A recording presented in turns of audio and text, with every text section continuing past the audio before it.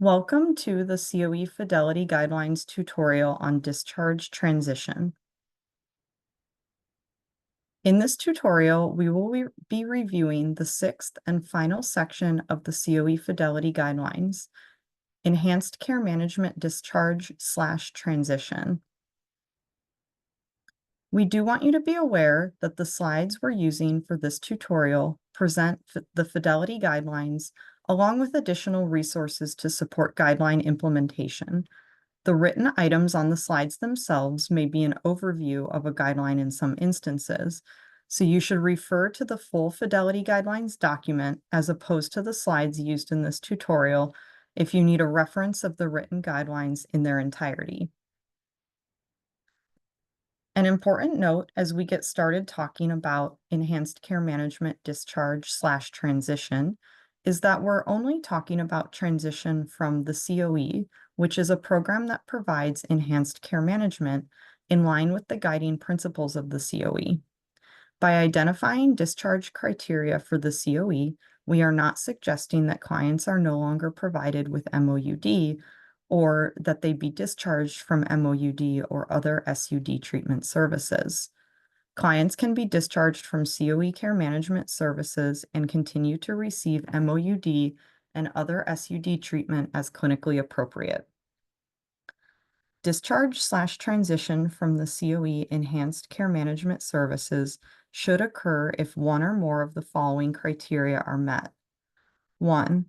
The client had no contact with the program for more than 60 days, and there is a record of 3 or more attempts to contact the COE that includes friends or family members, as well as other providers who have worked with the client in the past. For example, residential treatment providers, community mental health centers, or PCPs. The date of this discharge ascertainment is as close to the 61-day window with contact attempts as possible. COE indicates the discharge date and a qualifier that this is a discharge without contact. 2.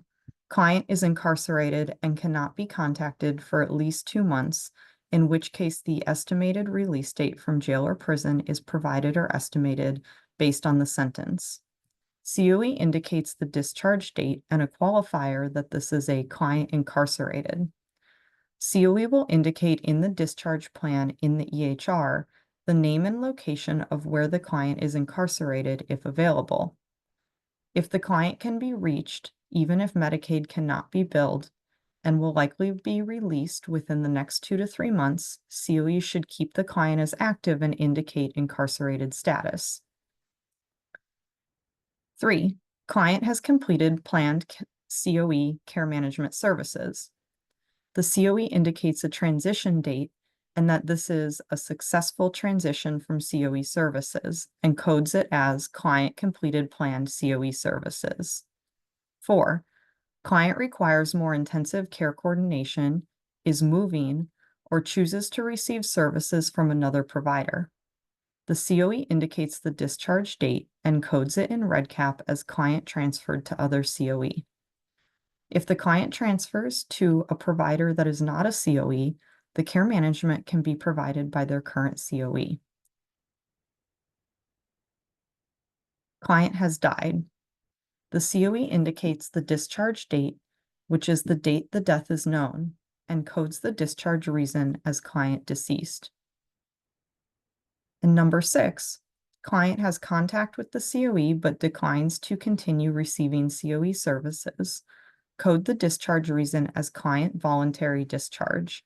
COE staff should offer the client rapid re-enrollment should the client wish to re-engage with COE services. As I just laid out, discharge from the COE's enhanced care management services can occur for a variety of reasons, and there is no specification on the length of time a client can receive COE services, meaning that the clients are not required to be discharged after any specific length of time with the COE, as the COE is there to support them with their care management needs. However, if a client has completed their care management plan and/or has no new goals or significant HRSN, SDOH needs that they wish to work on, the client can be transitioned out of enhanced care management to allow capacity for other high-risk clients. At the point of COE transition, the client should be able to navigate community-based resources independently. When a client is discharged from the COE for any reason stated, not just transition for successful completion, the COE should list the discharge plan in the client's chart and the names and locations of PCP, OTP, CMHC, peer services or recovery support, or other treatment providers who will provide ongoing care and medication to the client after they leave the COE. In addition to the providers noted above, the discharge plan should also include, but is not limited to, the last available BARC-10 score, current recommendations for continued care, referrals placed, documentation that client received information on how to return to the COE if needed, and documentation that the client received harm reduction supplies. The signature of the client indicating that the plan was completed in collaboration with the client, if the client was present at the time the transition or discharge is indicated. If a client is discharged because of disengagement, it is understandable that the discharge plan may look different because the client didn't actively exit the COE. However, COEs can include a discharge plan for these clients that includes a statement that the client disengaged, along with the client's last BARC-10 score and the date of the BARC-10. Also, recommendations for continued care should the client return to the COE. There can also be inclusion of the last referrals that were placed before the client disengaged, when the client received information on how to return, and the last time the client was provided with harm reduction supplies before disengagement. A few additional considerations related to COE discharge include COEs should refer to the Fidelity Guidelines Documentation Guide for guidance on documenting their COE's discharge policy. Clients who no longer meet eligibility for medical assistance can sometimes receive funding for continued care via the relevant SCA. Thus, the COEs are strongly encouraged to understand how to access the SCA's sources of funding for clients who are not eligible for MA or other third-party payment. Clients who continue to submit positive drug screens for any substances should not be discharged from the COE unless the client requests discharge. This would fall under client voluntary discharge. BARC-10 scores at discharge can show an increase or decrease in recovery capital, which could assist COE staff in the development of aftercare plans and recommendations for the client. Clients who have completed their planned COE services or who no longer wish to be enrolled in care management or peer support services may remain in medication management and/or primary care with the COE. This information should be placed in the client's chart. In an earlier Fidelity Guideline tutorial, we presented a graphic that placed the Center of Excellence at the center of the hub and spoke model. We return to this concept now to emphasize a critical mission of COEs, and indeed all service professionals, which is to empower our clients. The updated graphic reflects this shift, with the client now occupying the central position previously held by the COE. This symbolizes the client's journey towards autonomy, where they can independently navigate and connect with various service providers. The ultimate aim of COEs is to facilitate this transition, guiding clients to a point where they can self-direct their engagement with the available resources.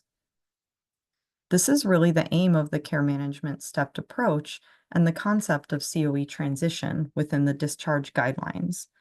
The goal is that the COE can facilitate autonomy and a successful recovery journey for a client. This also means that a client's success allows capacity for the CBCM team to enroll more high-risk individuals and dedicate their time to supporting those needs through enhanced care management so that the next individual can be successful with their recovery. These are the MCO guidelines related to discharge. MCOs can track the COE's client population using claims data, with gaps in claims of 61 days used to define a client as disengaged from the COE. The client population size from claims data can be compared to REDCap reports of active clients for agencies to maintain consistency in reporting discharges. The 61-day gap in claims is the time frame for defining an individual as having disengaged from the COE, not the suggested time frame for monitoring retention. Because of the claims lag, MCOs will not be able to assess discharge or retention in real time, but can run cohort analyses within the past 12 months. For example, 6 months retention rates for all individuals who have been enrolled in the past 9 to 12 months. MCOs can also track clients who may disengage from a COE and return after 60 days to the same COE, or initiate services with another COE. It can be important to track clients that tend to cycle in and out of COE episodes, as well as COEs that seem to be related to poor retention, as cycling clients tend to use crisis services between COE episodes. It is suggested that MCOs consider the completion of the client's care plan goals combined with no ongoing HRSN SDOH needs as determined by a validated tool as a point to suggest discharge or transition. It is not appropriate for an MCO to use standard timeframes for COE services that apply to all clients universally.